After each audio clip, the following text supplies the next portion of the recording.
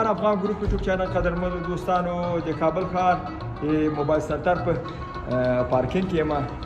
دلته ګوره داسې یو ښه سیستم جوړ شوی ده سهار موټر چې داخلیږي یو پارچه ورکوي بیا کله چې وځي بیرته پارچه ورتسلیموي دلته په ساعت کې 50 شپېته روپۍ ورناخلي په امن و امان کې په ساعتونو باندې موټر دلته ولاړي